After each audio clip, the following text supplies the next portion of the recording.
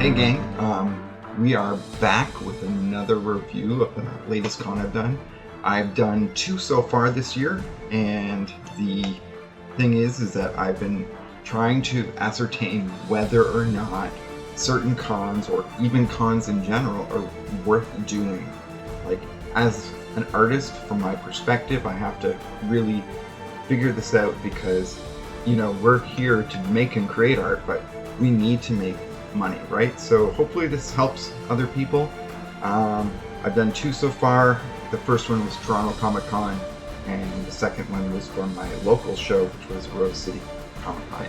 Today we're going to talk about the Sarnia Pop Culture Show, and that took place on April 16th this year, 2023. So I've never been to Sarnia ever, so I didn't know what it would be like. It is another border town, so just like my home city of Windsor, there is the potential of having people from the United States come over. I don't know if that happened or not, but we're going to find out whether or not this show was worth it. It's a small one-day show, and we're going to see. So to break things down, I really need to analyze things. So the first thing I have to say is before the show, prior to the show, I made 6 social media posts, and each social media post was designated to say, 1 week before the show or 1 day before the show, bringing awareness to it. I was also making posts about what I'd be selling, so the different kind of products. So I'd be I'm going to be selling my art books, or my sketch cards, or my sketch covers, or the prints that I have, etc. So, with those 6 posts, I usually say it takes me about 15 minutes. When you think about the design of them, and also posting them across social media, and trying to get some awareness. So, I usually say about 15 minutes, and mainly because, I'm not really changing up the design too much. It doesn't take me too long to do it. So, if I paid myself minimum wage, which is $15.50 here in Ontario, that would cost me $23.25, right? So right now we're talking about costs, how much the con is going to cost. So that's $23.75. So I had to drive to Sarnia.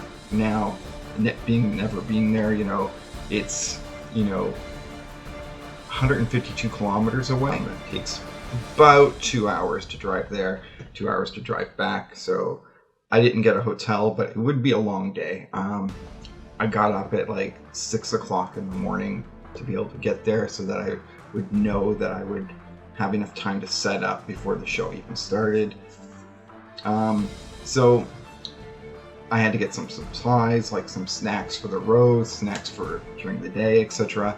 So I'm going to say that the food cost was around $20, right? It's usually about that when I buy in snacks, some bottles of pop or whatever, some chips, chocolate bars, junk food, just something to graze on if needed, so you don't run out of fuel for yourself. But speaking of fuel, so the trip itself to drive to Sarnia, it costs about $45.60. So that's there and back. So that's how much money I spent on gas. So these are all things we need to consider. So those total costs right now is going to bring us to $88.85. So far the con has cost me that. So we know that going in. Because it's a one-day event, it's a smaller little con. It's got a great price for a table. The table costs $67.80, and it wasn't a 6-foot table, it was an 8-foot table, which is so much better.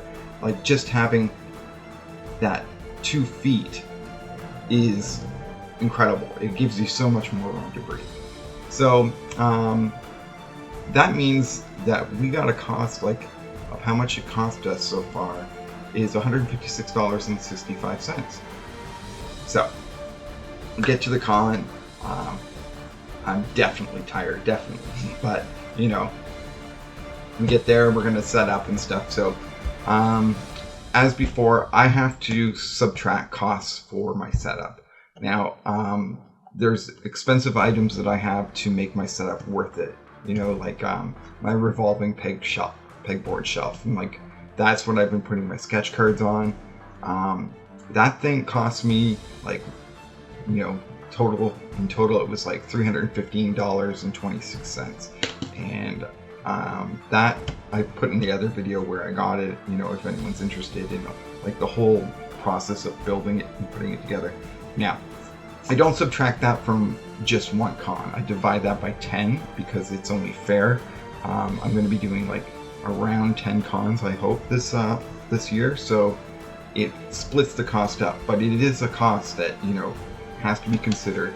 So that's going to be $31.52.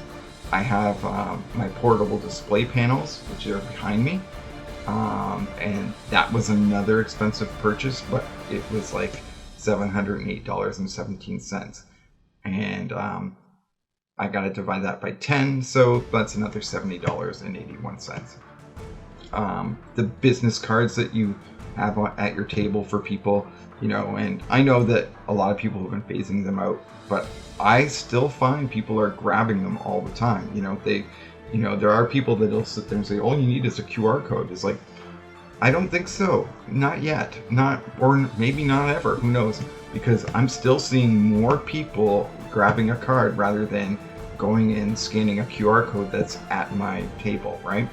But so that business card, those business cards cost me $73.71.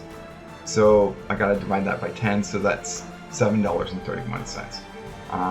Signage, like, you know, prices and such, I didn't print any this time. I still am using ones that I used from 2 cons ago, but I may have to print new ones for the next show because they're starting to get battered and ruined and such, you know, from taping them up in certain areas or whatever. So the total cost of this con so far is $266.29, which isn't too bad. That's not a lot of money. Okay, so out of the things I've sold, so I brought my sketch covers, and sadly, not a single one sold. So I made no profit off those. So nothing, and it's really sad because I mean they're a big ticket item, and if one sells, it will really help my analysis of a con and saying this is going to do well. But none of them sold. I had sketch cards, and you know, those are a more affordable version of original art. So I sold 4 sketch cards. I sold the Luffy card, which was the last anime one I had, and I think I may have to make more of them because I've already been debating, like, what is the deal? Like, are more people buying anime stuff than like our traditional superheroes and stuff from like Marvel and DC, etc. So yeah, that one sold. 2 other cards sold was my Jinx and V from League of Legends Arcane series, which also isn't your traditional comic book stuff. The last card that sold was my Catwoman. I drew a Catwoman. So from those 4 cards, I made $120. But in reality, of course, you don't make $120, right? So, like, you have to pay for the printing of those sketch cards. Like, these are personal sketch cards, so they actually cost me money to get printed. And also, I put each sketch card in an Ultra Pro one-touch case so that it's nicely displayed, it's protected. So those have to come off. And on top of that, we also have to take off the labor, like how much time I took to draw it. So for those 4 cards, the printing of them, for example, is 92 cents. So I got to take that off of that profit I made. The one-touch cases, they're about $2 a piece, so there's like $8 I have to take off. Now the labor of actually drawing, the thing is, like, I'm gonna pay myself minimum wage. I really shouldn't be. I should be paying myself a lot more, but just for this sake, I'm just gonna pay myself minimum wage just to keep these costs like down so that I can see if there's any kind of profit or benefit to this. So in labor, I'm gonna have to subtract like $69.75. So that total is $78.67. So when I subtract that from the 120 that I actually sold, the real true profit of it is $41.33. So that brings our total now to $224.96. So far the con has cost that. I sold some art books. So they're like the books that I do, like I do a limited print run of the sketch covers I do, and I put them in a comic book format. So I sold one of my art book number 2. I sold 2 of my art book number 4. I sold one of my art book number 5. And my latest one, I sold 2 of my art book number 6. So I made $120 off of that. So that's all right. But again, got to subtract the production costs, right? So like printing and you put it in a comic book bag and board. So taking that off, it costs like about $56.94. So the true profit from selling those art books was $63.06. That's going to bring our new total to $161.90. So that's how much the con is cost. So, in order to like break even, we still need to make another $161.90. So let's see if we can do that, right? I brought something new to the con this time. And what I did was, there was a series of Batman covers that I had done. The book was called I Am Batman. And what I did was I drew each one of the actors that played Batman, and I made them all connect. Now those original sketch covers have been sold, they're gone. But for the longest time people have been asking me to make a print of it. Now the problem is that it's not your standard size. Like these prints that are 11 by 17, it had to be longer. So I really had to source a printer that could do it, that's going to give it to me at a decent cost so that I don't have to charge too much money, because if it's cost too much, people aren't going to buy it. But at the same point, something that would be good. So I ended up getting it printed at a place called Lacasse Printing, and they actually put it on vinyl so it doesn't wrinkle. But as you can see, there are all the Batman, actors that play Batman. Now, there's 2 that are kind of missing. Obviously, there's a cartoon Batman, and there's like a 1940s version. But, they're all here, and it's a pretty cool thing. And because it's vinyl, I'm not too worried about it being destroyed. It's also easy to roll up, and it's not going to get destroyed at cons when people buy it, right? So that's something interesting. So I only made a few prints of that to start, because I'm not sure if it's going to be viable in the future. Maybe I'll make more. But I sold 2 of them. So I made like $60 off of it, but it cost me about $15 to print each one. So I made $30, which is great. So that's going to bring our total to $131.90. Now, I sold a bunch of prints, the 11 by 17 prints. The last con I went to, like my hometown, like I said, I was kind of shocked because I barely sold any prints at all. And, I think the reasoning for that, as I said before, was like, it's my local town. People who know me have already gotten prints that they like, in terms of the stock. But I sold one of my Predator Venomized ones. I sold my print of the Jokers. I sold the Harley print. I sold the Catwoman print. I sold Batman Supergirl print. I sold the 007 Batman print. Actually, I sold 2 of those, which is good. I sold my Heroes and Villains, which is the mural inside a toy store called Cartoon Kingdom, but this is just a smaller print version. I sold 2 of my Black Widow, 2 Venom and Spider-Man ones. I sold one of my Legion of Princesses. Captain Marvel, I sold one of Hellboy and Spawn. I sold 2 of my classic Avengers vs. Darkseid, and that's one of the prints I'm phasing out, so there's not many of those left. One of Red Sonja, one of Spawn himself, and one of Venom vs. Superior Spider-Man. So, basically, because there's different price tiers, right? Like, when you're selling prints, like, there's like, one for $10 or whatever, or $25 for 3 or $35 for 5 or whatever.